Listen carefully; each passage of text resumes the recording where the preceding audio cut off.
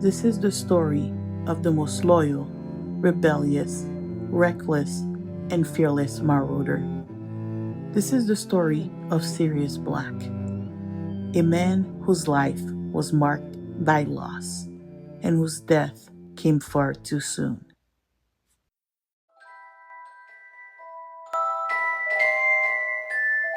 Starting into Gryffindor, Sirius forged unbreakable bonds with James, Remus, and Peter, and together they became the Marauders. Sirius would end up losing his friend James to the ultimate betrayal. 12 Muggles dead, a Peter Pettigrew escaping as Wormtail. It is a laughing Sirius that is found on the crime scene, undoubtedly shocked by how he had lost everything. He was brought in and sent to Azkaban. There, Sirius spent 12 years accepting his fate that his mistake cost his best friend's life, knowing it would be impossible to find Wormtail. But deep down knowing he was innocent kept him going from losing his mind.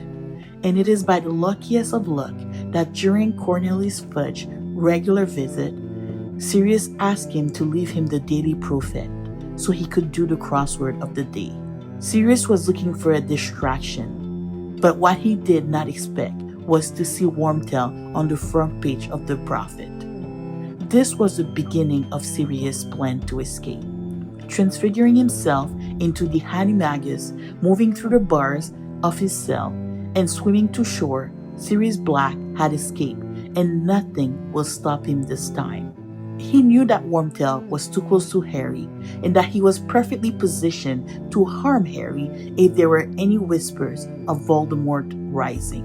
Sleeping in the Forbidden Forest with the help of Crookshank, they attempted to catch Wormtail. But after 12 years of waiting, Sirius, who never mastered his patience, did himself a disservice and made himself look more guilty by breaking into the Gryffindor Tower and hovering over Ron with a knife.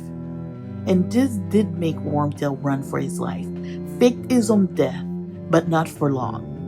As Wormtail, known as Scabbers, was found in Hagrid's hut and being brought back to school by Ron, squirming, Sirius, impatient, knew this would be his only chance to grab Wormtail before he could run again.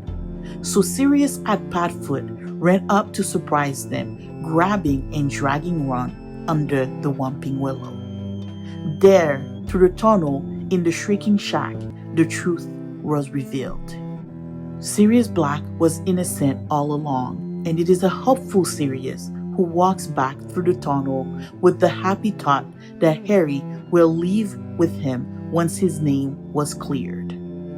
Little did Sirius know that at the end of the tunnel, his life would still remain one of hiding. As Lupin transformed at the sight of the full moon and Wormtail escaped. This night, Sirius is saved twice by Harry Potter. Once as the Dementors track him down by the lake on the grounds and were about to administer to him the Dementor's kiss. And later, after he gets captured, escaping on Buckbeak. But things did not improve for Sirius. As number 12 Grimmauld Place was used as the Order of the Phoenix quarters, Sirius had to face his family home once more. I don't like being back here. Confined, he had to hear his mother's portrait vitriol every time the curtain that kept her portrait quiet was pulled back at any sound. He had to face his family tree from which his face was burned off. And he had to deal with his family house help, now his creature. Creature whom was abandoned for so long, loving his mistress and also espousing her views. Sirius was not a patient man. He wasn't a man to stand aside, and being confined in, he felt useless.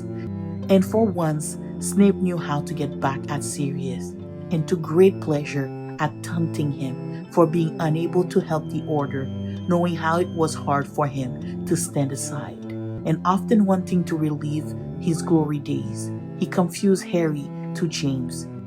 You're less like your father than I thought. The risk would have been what made it fun for James. James, who was always up for breaking the rules. And as Sirius loved James as a brother, he loved Harry as a son. He guided him the best he could, always wanting to put himself in danger to protect Harry. He was the comfort that Harry needed many times, always understanding, never judging. Yes, but the world isn't split into good people and Death Eaters. He was protective of Harry, and Harry of him, but Sirius was always the same reckless boy at heart. The one who antagonized Snape, who prompted James to bully Snape, and who thought facing a fully transformed werewolf was a prank. And just like he defied school rules, he who hated everything his family stood for, and that included Creature, and despite Dumbledore's warning to treat Creature better, Sirius couldn't help hating Creature, and this was his mistake. Because of all things Voldemort found out from Creatures after Sirius asked him to get out, was that bond Sirius and Harry had, and how they would go to untold length to protect each other. While Voldemort never understood love, he understood how to use people's love for each other to his own advantage, and that's what he did, to lure Harry Potter to the Ministry of Magic, to the Department of Mysteries. And when Sirius was alerted by Snape of this news, he rushed to the Ministry, not knowing this would be his last night, despite being asked to stay behind. Sirius was brave, braver than all the Marauders. He loved James more than his own brother, and while he couldn't find his place in his family, rejecting everything they stood for, he found his family with James, the Marauders, and the Potters.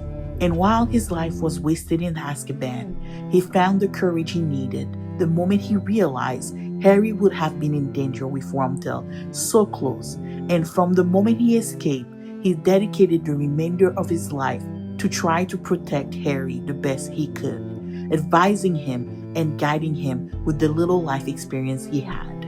Sirius spent his whole adult life confined in Azkaban with the Mentor and at Grimmauld Place, surrounded by his family, showing obvious deference to the dark art and the pure blood ideology, and hating every moment of it.